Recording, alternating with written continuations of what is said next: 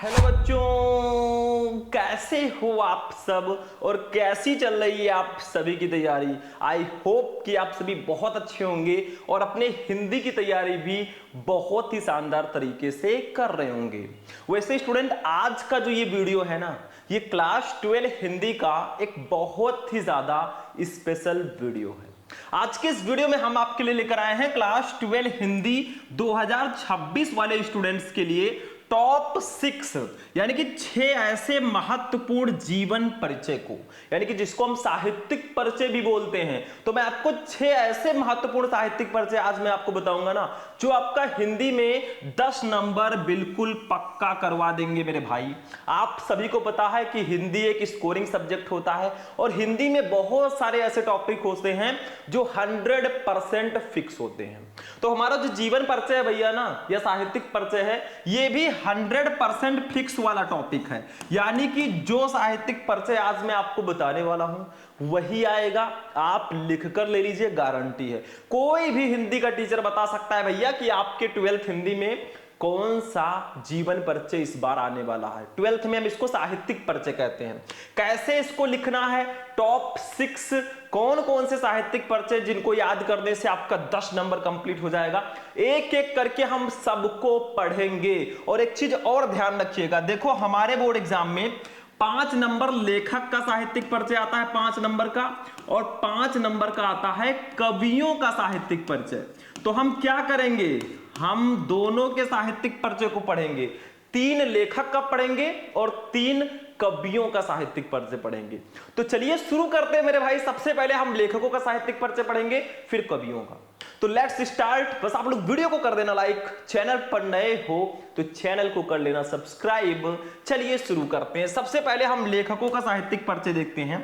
तो जो हमारे फर्स्ट लेखक हैं, देखिए यहां पे, तो हमारे फर्स्ट लेखक हैं स्टूडेंट वासुदेव शरण अग्रवाल जी।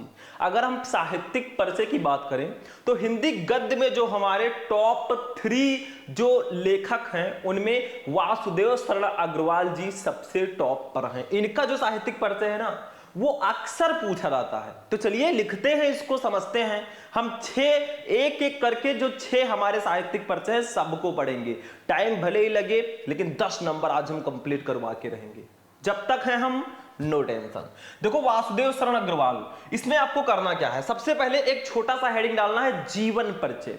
आपके बोर्ड एग्जाम में आता है कि निम्नलिखित में से किसी एक लेखक का साहित्यिक परिचय देते हुए उनकी कृतियों को लिखिए। लेकिन जब भी आप साहित्यिक परिचय लिखे ना, एक छोटा सा हेडिंग आपको डालना है जीवन परिचय, मतलब इनका जन्म, जन्म स्थान, इनकी मृत्यु, इसके सबके बारे में लिखना है। फिर आपका जो मेन हेडिंग होगा वो साहित्यिक परिचय होगा, जो आपको 3 नंबर दिलाएगा। फिर रचनाएं आपको लिखनी है, 2 नंबर इसके लिए मिलेगा। तो चलिए भैया, सबसे पहले हम जीवन परिचय हेडिंग डालते हैं और लिखते हैं इनका जन्म कब और कहां हुआ, थोड़ी बहुत शिक्षा, माता पिता है तो उनका नाम और इनकी मृत्यु। देखो जीवन परिचय एक प्यारा सा हेडिंग डालेंगे और लिखेंगे डॉक्टर वासुदेव शरण अग्रवाल का जन्म सन 1904 ईस्वी में मेरठ जनपद के खेड़ा नामक ग्राम में हुआ था। ये लाइन बहुत ज्यादा इंपॉर्टेंट है, मतलब इनका जन्म कब और कहां हुआ था, ये लाइन तो आपको लिखना ही लिखना है जीवन परिचय में। उसके बाद में देखिए इनके माता पिता लखनऊ में रहते थे, अतः इनका बचपन लखनऊ में व्यतीत हुआ और यही इनकी प्रारंभिक शिक्षा भी हुई। मतलब हमारे वासुदेव शरण अग्रवाल जी के जो माता पिता हैं, जो पेरेंट्स हैं ना, वो लखनऊ में रहते थे। अब भैया वो लखनऊ में रहेंगे तो जब ये छोटे थे तो इनका बचपन लखनऊ में ही तो व्यतीत होगा। अब छोटे हैं, अपने माता पिता से कैसे दूर रह सकते हैं, ठीक है। तो वही सिंपल सा है। आगे देखो, भारतीय संस्कृति और पुरातत्व का ये महान पंडित एवं साहित्यकार सन 1967 ईस्वी में परलोक सिधार गया।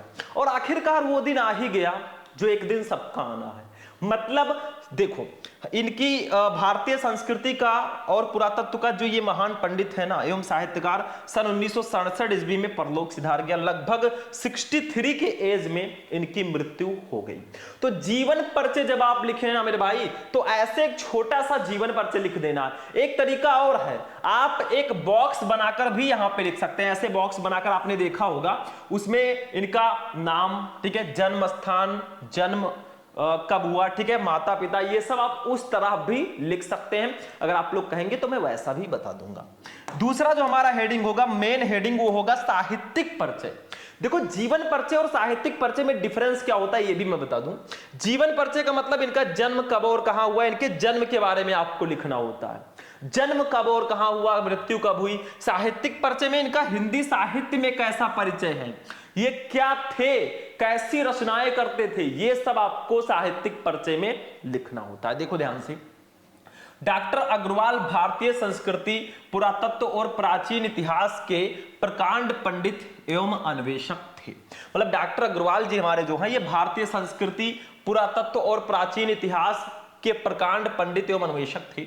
इनके मन में भारतीय संस्कृति को वैज्ञानिक अनुसंधान की दृष्टि से प्रकाश में लाने की उत्कट इच्छा थी। एक चीज मैं और क्लियर कर देना चाहता हूं, कुछ बच्चे कहेंगे सर जी हमने उस वाले बुक में पढ़ा तो साहित्यिक परिचय दूसरी तरह से लिखा है, इस वाले बुक में दूसरी तरह से लिखा है, तो कौन सा पढ़े। तो मेरे भाई एक चीज ध्यान रखना, जितने भी आप बुक लेंगे ना सब में अलग अलग थोड़ा थोड़ा दिया रहेगा, मतलब क्वालिटी वही रहेगा। अब भैया जो ये है वो थोड़ी ना कोई बदल सकता, लेकिन तरीका अलग रहेगा। तो आप किसी भी बुक से पढ़ सकते हैं, मैं ये नहीं कहूंगा कि आप यही वाला याद कर लें, ये याद कर लेते हैं तो बहुत अच्छा है, ये नहीं याद कर पाते हैं तो आप किसी और बुक से अगर याद कर रहे हैं इजी भाषा में तो भी आप कर सकते हैं, कोई दिक्कत नहीं है, ठीक है। मतलब अलग अलग बुक्स में अलग अलग तरीके से दिया रहता है, ये मैं कहना चाहता हूं। आगे देखो, इनके अधिकांश निबंध प्राचीन भारतीय इतिहास और संस्कृति से संबद्ध हैं। मतलब इनके ज्यादातर जो निबंध है ना वो प्राचीन भारतीय इतिहास और संस्कृति जो हमारा कल्चर है ना उससे संबंधित है।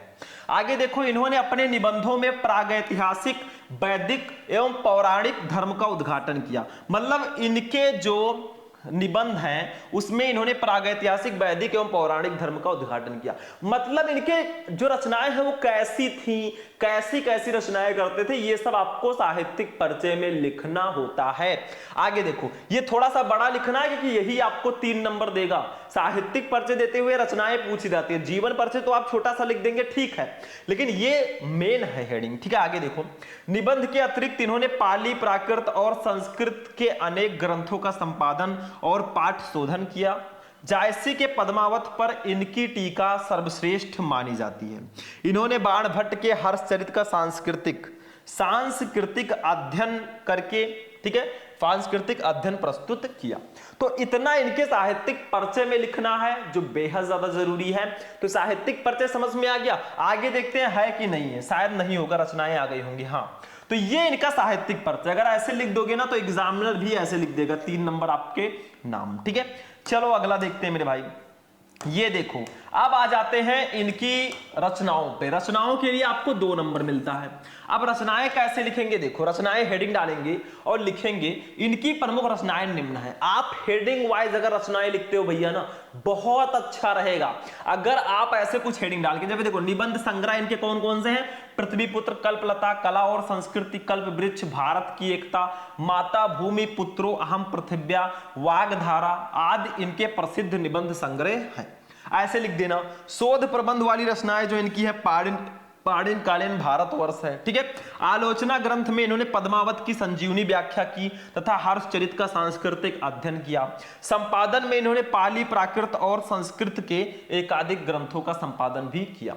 तो अगर आप ऐसे हेडिंग डाल डाल के लिखते हो ना, आपका 2 नंबर कोई काट ही नहीं सकता, 2 नंबर इसका भी। यानी कि जिस तरह मैंने बताया ऐसे लिख कर आओगे तो आपको 5 में 5 ऐसे एग्जामिनर देगा। लेकिन अभी तो पार्टी शुरू हुई है मेरे भाई, अभी तो हमने सिर्फ एक लेखक का साहित्यिक परिचय पढ़ा है, अभी तो 5 है, मतलब 2 लेखक और 3 कवि अभी हैं। तो एक एक करके सबको पढ़ेंगे।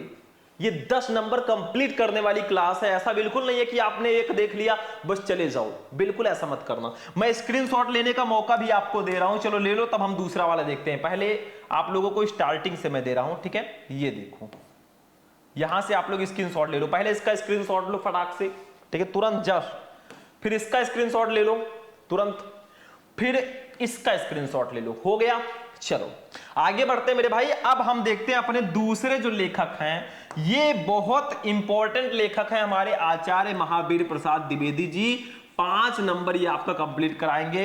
बात किया जाए तो ये मोस्ट इंपॉर्टेंट है, प्रीवियस ईयर पेपर उठाकर देख लो, ये जो लेखक हैं हमेशा बोर्ड एग्जाम में पूछे जाते हैं।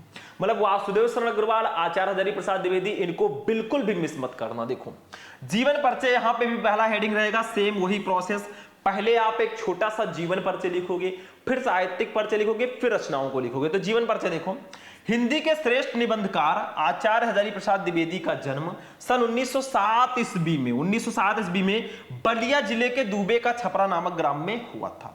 मतलब 1907 ईस्वी में बलिया जिले के दूबे का छपरा नामक ग्राम में हुआ था। लाइन बहुत खास है, ध्यान से समझना। आगे देखो, इनके पिता श्री अनमोल द्विवेदी ज्योतिष और संस्कृत के प्रकांड विद्वान थे। हजारी प्रसाद द्विवेदी का 19 मई 1979 ईस्वी को रुग्णता के कारण स्वर्गवास हो गया, और आखिर वो दिन आ ही गया कि 1979 ईस्वी को इनका स्वर्गवास हो गया।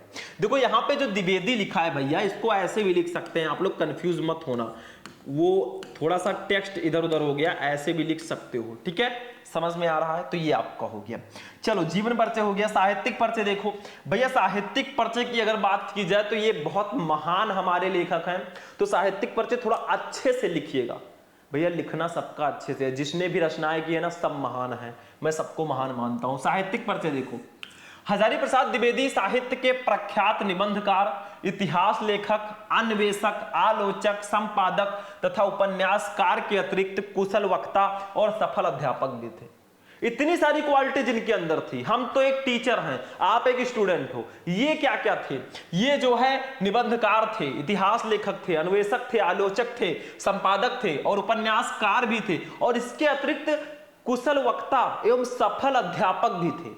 इतनी सारी क्वालिटी जिसके अंदर होगी भैया, वो लेखन के क्षेत्र में कितना आगे होगा आप खुद ही समझ सकते हो। आगे देखो, वे मौलिक चिंतक, भारतीय संस्कृति और इतिहास के मर्मज्ञ, बंगला तथा संस्कृत के प्रकांड विद्वान थे। इनके साहित्य पर संस्कृत भाषा आचार्य रामचंद्र शुक्ल और रविंद्रनाथ, इसको रविंद्रनाथ कर दीजिएगा, रविंद्रनाथ, ठीक है, ठाकुर का स्पष्ट प्रभाव है। इन्होंने विश्व भारती और अभिनव भारतीय ग्रंथमाला का संपादन किया, और इन्होंने नित्य प्रति के जीवन की गतिविधियों और अनुभूतियों की मार्मिकता के साथ चित्रण किया है। ये हिंदी ललित निबंध लेखकों में अग्रगण्य है। मतलब ललित निबंध लेखकों में ये अग्रगण्य है, ललित निबंध काफी ज्यादा ये लिखते थे। द्विवेदी जी की साहित्य सेवा को डी लिट, देखो जो भी लेखकों को या कवियों को पुरस्कार मिले ना, वो भी आप साहित्यिक परिचय में लिख देना कि इस पुरस्कार से इनको सम्मानित किया गया। तो द्विवेदी जी की साहित्य सेवा को डी लिट, पद्म भूषण और मंगला प्रसाद पारितोषिक पुरस्कार से सम्मानित किया गया है। भैया काफी ज्यादा फेमस पुरस्कार इनको मिले हैं, तो ये महानता यही दर्शाती है। तो ये भी हो गया। अभी मैं स्क्रीनशॉट लेने का मौका दूंगा, आप लोग ले लीजिएगा। रचनाएं देख लो, रचनाएं और भी हैं कि इतनी ही हैं? हाँ थोड़ी सी और है। देखो रचनाएं देख लो, इनकी प्रमुख रचनाएं निम्न हैं। जैसे देखो, निबंध संग्रह में इन्होंने लिखा अशोक के फूल, ये तो आपके 12th में निबंध है ही, अशोक के फूल चैप्टर आपके 12th में है कि नहीं है? बिल्कुल है। कुटज, विचार प्रवाह, विचार और वितर्क, आलोक पर्व, कल्पलता, ये इनकी निबंध संग्रह वाली रचनाएं हैं। आलोचना साहित्य में सूरदास, कालिदास की लालित्य योजना, कबीर, साहित्य सहचर, साहित्य का मर्म, ये इनकी आलोचना वाली रचनाएं हैं। इतिहास की बात करें तो हिंदी साहित्य की भूमिका, हिंदी साहित्य का आदिकाल, हिंदी साहित्य, इनकी इतिहास की रचनाएं हैं। उपन्यास की बात करें तो बाणभट्ट की आत्मकथा, चार चंद्रलेख, पुनर्नमा और अनामदास का पोथा, ये इनकी उपन्यास वाली रचनाएं हैं। तो ये सारी इनकी रचनाएं मेरे भाई, थोड़ा सा और है, आप चाहे तो मेन लिख लीजिए, आप निबंध लिख लीजिए, उपन्यास लिख लीजिए, ठीक है, ये सब लिख लीजिए, हो जाएगा। संपादन में नाथ सिद्धों की वानियां, संक्षिप्त पृथ्वीराज रासो, संदेश रासक, और अनुदित रचनाओं में प्रबंध चिंतामणि, पुरातन प्रबंध संग्रह, प्रबंध कोश, विश्व परिचय, लाल कनेर, संदेश रासक, ये सब इनकी ही रचनाएं हैं। तो ये 5 नंबर आपका ये भी कंप्लीट कराएंगे मेरे भाई। जो चांसेस है ज्यादा आने के, वो साहित्यिक परिचय मैं आपको बता दे रहा हूं, सबसे ज्यादा छोड़ो 99% चांस है अगर आप अच्छे से पढ़ लेते हो, ठीक है। तो देख लिया आपने, चलो इसका भी स्क्रीनशॉट लो फटाफट, स्क्रीनशॉट लेने का मैं मौका दे रहा हूं। पहले इसका स्क्रीनशॉट लो, आप लोग स्क्रीनशॉट लो इसका, ठीक है, इसका ले लो स्क्रीनशॉट साहित्यिक परिचय का, फटाक से स्क्रीनशॉट ले लिया करो, 2 सेकंड का खेल है। फिर रचनाओं का ले लो, और अब ले लो भैया रचनाओं में इनका। चलो भैया अब तीसरा वाला देखते हैं क्या है। तीसरा वाला जो हमारा है ये, अब हम कवियों पे आ चुके हैं। चलो हम जो है यहां पे सिर्फ और सिर्फ दो लेखकों का हमने पढ़ा है, ठीक है। मैंने बताया था 3, लेकिन चलो 2 लेखक का हमने साहित्यिक परिचय पढ़ लिया। एक लेखक और है हरिशंकर परसाई जी या प्रो जी सुंदर रेड्डी जी, दोनों में से कोई एक पढ़ लेना, और अगर आप लोग कमेंट करोगे ना मैं वो भी क्लास ले आऊंगा। लेकिन इसको समझ लो, जीवन परिचय देखो, जयशंकर प्रसाद का मैं सबसे पहले लेकर आया हूं। जयशंकर प्रसाद जी का जीवन परिचय। हम कवियों में आ चुके हैं, ध्यान रखना, ठीक है। कवि पर देखो, जयशंकर प्रसाद जी एक बहुत ही फेमस कवि हैं। हाई स्कूल में भी आपने इनका साहित्यिक परिचय जरूर पढ़ा होगा। तो जीवन परिचय, साहित्यिक परिचय और रचनाएं सेम वही प्रोसेस है। सबसे पहला हेडिंग रहेगा जीवन परिचय, फिर साहित्यिक परिचय, फिर रचनाओं का, ठीक है। चलो जीवन परिचय हम लोग देखते हैं। जीवन परिचय क्या है। जयशंकर प्रसाद का जन्म काशी के एक प्रतिष्ठित वैश्य परिवार में सन 1889 ईस्वी में हुआ था। ये लाइन तो बहुत खास है, आप सभी को पता है। और जयशंकर प्रसाद जी आपके बोर्ड एग्जाम के लिए बहुत ज्यादा इंपॉर्टेंट है। हाई स्कूल से ही आपको नंबर दिला रहे हैं, इंटर में भी दिलाएंगे। आगे देखो, इनके पिता का नाम देवी प्रसाद था। प्रसाद जी की प्रारंभिक शिक्षा घर पर ही हुई और सन 1937 ईस्वी में अल्पावस्था में ही क्षय रोग से ग्रस्त होकर स्वर्ग सिधार गए। मतलब बहुत कम उम्र में, देखो 1889 यानी कि 11 साल उधर और 37 साल इधर, 48 साल की उम्र में इनकी मृत्यु हो गई थी। आगे देखो, साहित्यिक परिचय की बात करें भैया तो यहाँ पे देख लो साहित्यिक परिचय। श्री जयशंकर प्रसाद छायावाद के प्रवर्तक, नाटककार, कथाकार, उन्नायक तथा उपन्यासकार भी थे। अगर आपसे कोई पूछे कि छायावाद के प्रवर्तक कौन है तो जयशंकर प्रसाद जी, सिंपल सा है, ठीक है। आगे देखो, विशुद्ध मानवतावादी दृष्टिकोण कर दीजिएगा यहां पे, ठीक है। दृष्टिकोण वाले प्रसाद जी ने अपने काव्य में आध्यात्मिक आनंदवाद की प्रतिष्ठा की है। प्रेम और सौंदर्य इनके काव्य के प्रमुख विषय रहे। मतलब जयशंकर प्रसाद जी के काव्य के जो प्रमुख विषय है ना, वो प्रेम और सौंदर्य है, किंतु मानवीय संवेदना उनकी कविता का प्राण है। प्रसाद जी ने नाटक, उपन्यास, कहानी, निबंध आदि सभी साहित्यिक विधाओं पर अपनी लेखनी चलाई और अपने कृतित्व से इन्हें अलंकृत किया। इतना साहित्यिक परिचय लिख दो भैया। थोड़ा बहुत अगर आप और भी बढ़ा के लिख सकते हो ना बुक से देखकर तो और अच्छी बात है, ठीक है। रचनाएं देख लो, बहुत फेमस इनकी रचनाएं हैं। जयशंकर प्रसाद जी की रचनाएं निम्न है, जैसे काव्य ग्रंथ में कामायनी, आंसू, लहर, झरना, बहुत फेमस रचना है। कामायनी, आंसू, लहर, झरना, ये सारी रचनाएं बहुत फेमस हैं, आपको शायद पता होगा, ठीक है। चलो ये क्वेश्चन आपके ऑब्जेक्टिव में भी आते हैं। इनमें से कामायनी के कवि कौन है तो आप बता दीजिए शंकर प्रसाद जी। कहानी में देखो, कहानी में आकाश, दीप, इंद्रजाल, प्रतिध्वन, आंधी है। उपन्यास इन्होंने लिखा कंकाल, तितली, इरावती। इरावती जो है ये अपूर्ण है, मतलब ये पूरी नहीं हुई थी, इनकम्प्लीट रचना इनकी है। और निबंध में काव्य और कला तथा अन्य निबंध, चंपू में प्रेम राज्य, इन्होंने रचनाएं की हैं। चलो ये तीसरा हमारा जीवन परिचय हो गया। चलो आगे देखते हैं चौथा। समझ में आ रहा है? एक एक को ध्यान से समझ लेना। अभी तो पार्ट 3 शुरू हुई है मेरे भाई, ध्यान से समझना। और जितनी भी मैं बता रहा हूं ना, अगर इनको पढ़ लोगे भाई 10 नंबर आपका बिल्कुल कंप्लीट रहेगा। चलिए नेक्स्ट वाला देखते हैं। अब देखिए स्टूडेंट, हमारा जो नेक्स्ट वाला साहित्यिक परिचय है वो महादेवी वर्मा जी का साहित्यिक परिचय है। इसको आप 5वां मान लीजिए। क्यों? क्योंकि मैंने आपको 2 लेखक का बताया। एक लेखक का मैंने आपको कहा कि हरिशंकर प्रसाई या प्रो जी सुंदर रेड्डी में से किसी एक का पढ़ लेना, ठीक है।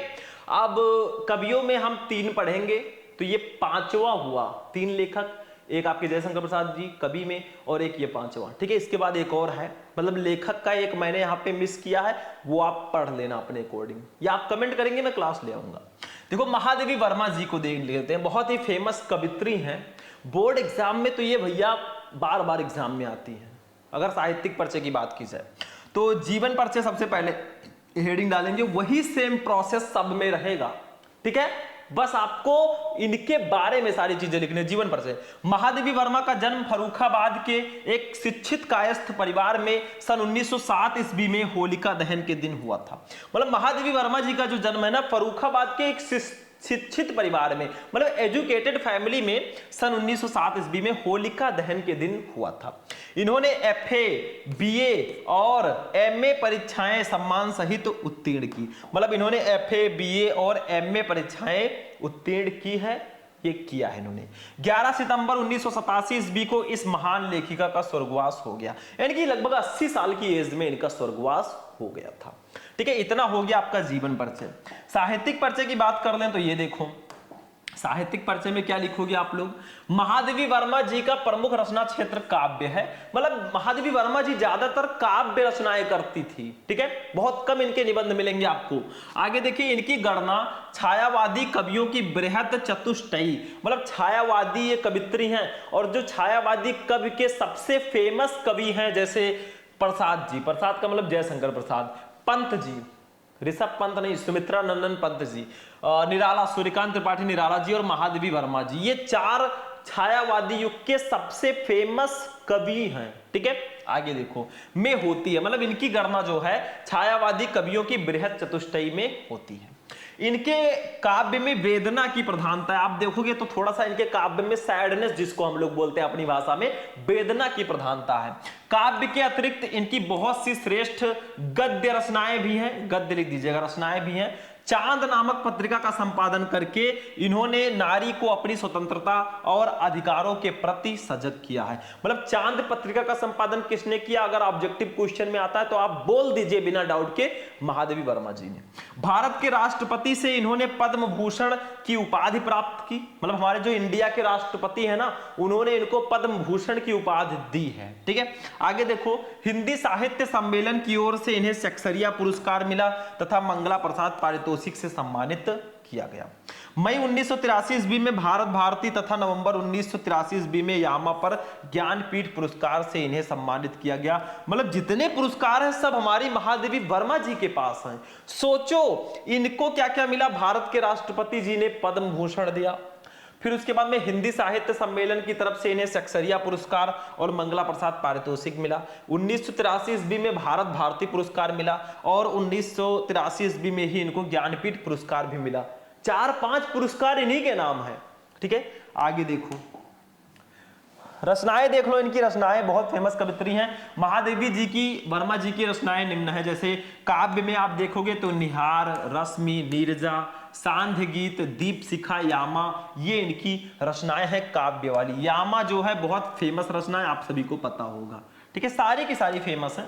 निबंध संग्रह में इन्होंने थोड़ा बहुत लिखा है, निबंध संग्रह, ये पूरा हेडिंग है। ठीक है, देखो, अतीत निबंध संग्रह, यहां से भैया ये थोड़ा सा यहाँ पे मिसप्रिंट है, आप लोग एडजस्ट कर लेना। निबंध संग्रह हेडिंग रहेगा, उसमें इन्होंने लिखा है अतीत के चलचित्र, स्मृति की रेखाएं और श्रृंखला की कड़ियां आदि इनके निबंध संग्रह हैं। आलोचनात्मक ग्रंथ में अगर देखा जाए तो हिंदी का विवेचनात्मक गद्य, ये इनकी गद्य मतलब आलोचनात्मक ग्रंथ है। तो इनकी रचनाओं में अगर देखा जाए तो काव्य वाली रचनाएं सबसे ज्यादा फेमस है, निहार, रश्मि, नीरजा, सांध्य गीत, दीप शिखा, यामा। निबंध संग्रह में इनके अतीत के चलचित्र, स्मृति की रेखाएं और श्रृंखला की कड़ियां, क्योंकि ये निबंध की रचनाएं बहुत कम करती थी। ठीक है, बस हो गया, इनकी रचनाएं भी समझ गए। तो ये भी बहुत फेमस कवित्री हैं, इनको भी नोट कर लीजिए। मैं साइड में हो जाता हूं, एक एक का स्क्रीनशॉट आप ले लीजिए। पहले इसका स्क्रीनशॉट लीजिए, ठीक है, अब इसका स्क्रीनशॉट ले लीजिए फटाक से, अब इसका स्क्रीनशॉट ले लीजिए। ठीक है, हो गया हमारा 5वां वाला भी साहित्यिक परिचय कंप्लीट हो गया। एक और लास्ट हमारा रहेगा, रामधारी सिंह दिनकर जी हमारे समक्ष आ चुके हैं। मोस्ट इंपॉर्टेंट जीवन परिचय है ये। एक चीज याद रखना, मैंने आपको जयशंकर प्रसाद, महादेवी वर्मा और रामधारी सिंह दिनकर जी का बताया। आप लोग चाहे तो यहाँ पे मैथिली शरण गुप्त जी को भी इंक्लूड कर सकते हैं, बहुत स्पेशल कवि हैं वो भी। तो आप मैथिली शरण गुप्त, रामधारी सिंह दिनकर और महादेवी वर्मा, इन तीनों को भी पढ़ सकते हैं, बहुत स्पेशल है। मतलब मैथिली शरण गुप्त जी को भी इंक्लूड कर लीजिएगा। तो रामधारी सिंह दिनकर जी का जीवन परिचय देखिए। श्री रामधारी सिंह दिनकर का जन्म 30 सितंबर 1908 ईस्वी को जिला मुंगेर, बिहार के सिमरिया नामक ग्राम में हुआ था। मतलब हमारे जो श्री रामधारी सिंह दिनकर जी हैं ये बिहार से थे और बिहार का एक जिला है मुंगेर, वहीं पे इनका सिमरिया नामक ग्राम में इनका जन्म हुआ था। इनके पिता का नाम श्री रवि सिंह और माता का नाम श्रीमती मनरूप देवी था। मतलब इनके पिता का नाम श्री रवि सिंह और माता का नाम श्रीमती मनरूप देवी था। इनकी प्रारंभिक शिक्षा गांव की ही पाठशाला में हुई, यानी कि जो इनकी शुरुआती शिक्षा है ना वो गांव की ही पाठशाला में हुई। और इनका स्वर्गवास 24 अप्रैल 1974 ईस्वी को मद्रास, चेन्नई में हो गया। ठीक है, इनके ये भी लगभग कितने 8, हाँ 66 की एज में इनकी मृत्यु हो गई। चलो साहित्यिक परिचय देख लो मेरे भाई, साहित्यिक परिचय क्या है इनकी देखो। दिनकर जी की सबसे प्रमुख विशेषता उनकी परिवर्तनकारी सोच रही है, मतलब उनकी जो परिवर्तनकारी थॉट है ना, सोच है, वो इनकी सबसे बड़ी विशेषता है। आगे देखो, उनकी कविता का उद्भव छायावाद युग में हुआ और वो प्रगतिवाद, प्रयोगवाद और नई कविता आदि युगों से होकर गुजरी। इस दीर्घ काल में जो आरंभ से अंत तक उनके साथ रही, उनके काव्य में रही, वो है उनका राष्ट्रीय स्वर। मतलब उनके काव्य में जो आरंभ से अंत तक रही ना, उनकी राष्ट्रीय स्वर है वो। आगे देखो, दिनकर जी राष्ट्रीय भावनाओं के ओजस्वी गायक रहे हैं और इन्होंने देशानुराग की भावना से ओतप्रोत, पीड़ितों के प्रति सहानुभूति की भावना से परिपूर्ण तथा क्रांति की भावना जगाने वाली रचनाएं इन्होंने लिखी हैं। ये इनका साहित्यिक परिचय। मैं एक बार फिर से कंप्लीट करना चाहूंगा, आप चाहो तो थोड़ा बहुत अपने बुक से देखकर 2-4 लाइन अपनी तरफ से एक्स्ट्रा लिख सकते हो, बेटर रहेगा, बट इतना भी काफी है, ठीक है। रचनाएं देख लो, दिनकर जी की रचनाएं निम्न है, जैसे काव्य रचना में इन्होंने रेणुका, हुंकार, कुरुक्षेत्र, उर्वशी, ये सब बहुत फेमस रचना है। डायरेक्टली पूछा जाता है उर्वशी किसकी रचना है, तो आप बता दीजिए रामधारी सिंह दिनकर जी की है, ठीक है। चलो कविता संग्रह में देख लो, रसवंती, द्वंद्व गीत, सामधेनी, साम होनी नहीं, सामधेनी शायद रहेगा यहाँ पे, ठीक है। बापू, इतिहास के आंसू, धूप और धुआं, नीम के पत्ते, नील कुसुम, चक्रवाल, कविश्री, सीपी और शंख, परशुराम की प्रतीक्षा, स्मृति तिलक, हारे को हरिनाम आदि, ये सब इनकी कविता संग्रह वाली रचनाएं हैं। बाल साहित्य में देखें तो धूप छां, मिर्च का मजा, सूरज का ब्याह, ये इनकी बाल साहित्य वाली रचनाएं हैं। हो गया, ये भी हो गया। चलो इसका भी स्क्रीनशॉट लो फटाफट, खटाखट स्क्रीनशॉट लो। पहले इसका स्क्रीनशॉट ले लो जीवन परिचय का इनके, फिर आप ले लीजिए इनके साहित्यिक परिचय का स्क्रीनशॉट, उसके बाद में ले लीजिए आप इनकी रचनाओं का, ठीक है। चलो हो गया। तो भैया आज का जो हमारा क्लास होगा, मोस्ट इंपोर्टेंट क्लास, काफी स्पेशल क्लास था, वो यहीं पर फिनिश होता है। हमने आपको 2 लेखक, सबसे पहला हमारे हैं वासुदेव शरण अग्रवाल, दूसरा हजारी प्रसाद द्विवेदी, 2 लेखक का मैंने साहित्यिक परिचय बता दिया। एक लेखक को मैंने यहाँ पे अवॉइड किया है, वो हैं हरिशंकर प्रसाई जी। आप हरिशंकर प्रसाई या प्रोजी सुंदर रेड्डी, दोनों में से कोई एक पढ़ लोगे, आपका 5 नंबर उधर कंप्लीट। कवियों में हम आपको जयशंकर प्रसाद, महादेवी वर्मा और रामधारी सिंह दिनकर जी को मैंने बताया, इनको पढ़ लोगे, 5 नंबर इधर भी कंप्लीट, टोटल 10 नंबर आपका कंप्लीट हो जाएगा। एक चीज मैं और कहना चाहूंगा, अगर आप पढ़ सकते हो ना तो सारे के सारे पढ़ डालो, लेकिन अगर मोस्ट इंपोर्टेंट की बात की जाए तो ये जो 6 मैंने बताया सबसे ज्यादा इंपॉर्टेंट है। तो आज का वीडियो आपको कैसा लगा भैया? वीडियो पसंद आया तो इस वीडियो को ज्यादा से ज्यादा लाइक कर देना, चैनल पर नए चैनल को सब्सक्राइब कर देना। फिर हम लोग मिलेंगे किसी नेक्स्ट वीडियो में नेक्स्ट टॉपिक के साथ, तब तक के लिए जय हिंद।